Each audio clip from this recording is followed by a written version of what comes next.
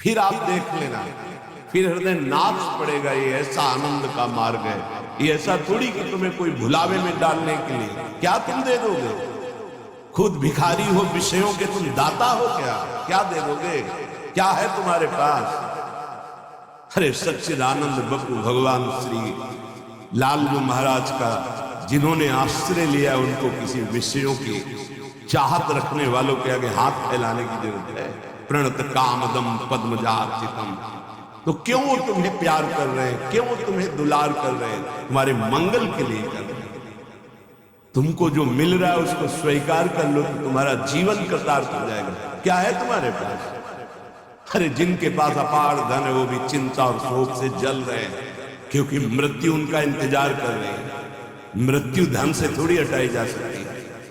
मृत्यु का भय किसी पद से नहीं हटाया जा सकता, किसी वैभव से नहीं हटाया जाता।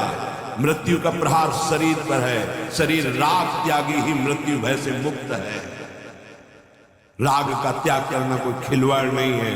भगवत अनुराग से शरीर के राग का त्याग होता है। यहां मलिनता बढ़ाते चले जा रहे हैं। वही भोग दृष्टि इतनी बढ़ जाती कि अपनी बेटी बहन के प्रति भी दृष्टि बढ़ जाएगी। कलिकाल विहाल के मनुजा ने मानत को अनुजाता।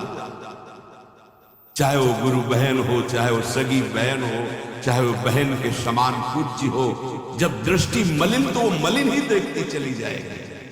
जब तक प्रेम जल से हृदय नहीं धोया जाता तब तक मलिनता का अंश बड़ी बड़ी साधना करने पर भी बना रहता है। अब अनंत जन्मों से माया में आसक्त चित्त होकर के नाना प्रकार के शुभ अशुभ कर्म करने वाले जब भगवत कृपा से पुनः सत्संग प्राप्त करते हैं और साधन मार्ग में लगते हैं तो माया अपना प्रबल रूप धारण करती है। या तो ऐसी अनुकूलता प्रदान करती है कि वो भूल जाए, और या ऐसी प्रतिकूलता झोंक देती है कि उसको लगता है कुछ नाम जपने से नहीं, कुछ साधन करने से नहीं, दुख तो वैसे ही घेरे। धैर्य छूट जाता है और भगवत मार्ग से विमुख आचरण करने लगता है।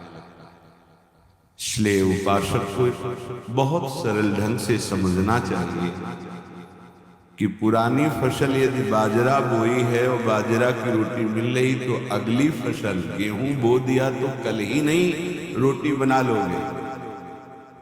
5-6 महीने लगेंगे किसान मेहनत करके, खेती तैयार करके, दाना बो करके, सींच करके, संभाल करके, फिर भी वो अतिवृष्टि, अनावृष्टि, ओले वृष्टि आदि से बच जाए, सुरक्षित हो जाए, तो सुरक्षित अनाज घर आ जाए, फिर वो पीस कर रोटी बना सकता है। तुम अनंत जन्मों से मनमानी आचरण करते रहे, आज नाम शुरू किया है तो वो तूफान नहीं उठेगा। नष्ट करने के लिए वो अपना स्वरूप धारण करेगा।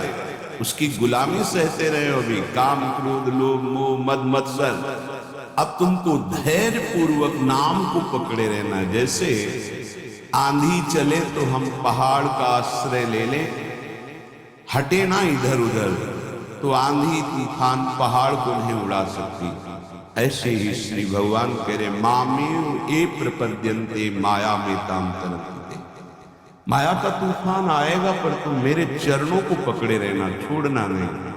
पर ये जिनका मलिन हृदय है ना, वो सोचते हैं 4 दिन नाम जप करेंगे सारे दुख मिट जाएंगे। हाँ, पक्का मिट जाएंगे, जड़ से मिट जाएंगे, पर धैर्य पूर्वक जीवन को आगे बढ़ाओ। भगवत विमुख होने से तुम्हारा मंगल ही अमंगल है, भगवत सन्मुख होने पर मंगल ही मंगल है। थोड़ा धैर्य धारण करो, तुम्हारी ये फसल तैयार हो जाए, फिर देखना आनंदित हो जाओगे। पर ये कुशम मन का और तन का, ये दोनों परमार्थ में टिकने नहीं देते।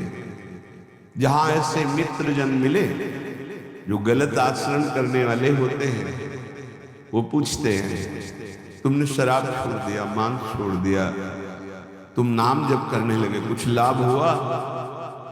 अरे कुछ नहीं होने वाला, तुम देख लो करके। उसके दिमाग में माया तो आक्रमण किए ही है, तत्काल नकारात्मक भाव आ जाता है कि नहीं नहीं, भगवत मार्ग में कुछ नहीं मिला, ठीक कह रहे हो, तो आओ हमारे संग फिर हो जाओ। फिर वो माया के मलिनाचरणों में उतर जाता है। वो संत द्रोह, भगवत द्रोह उसके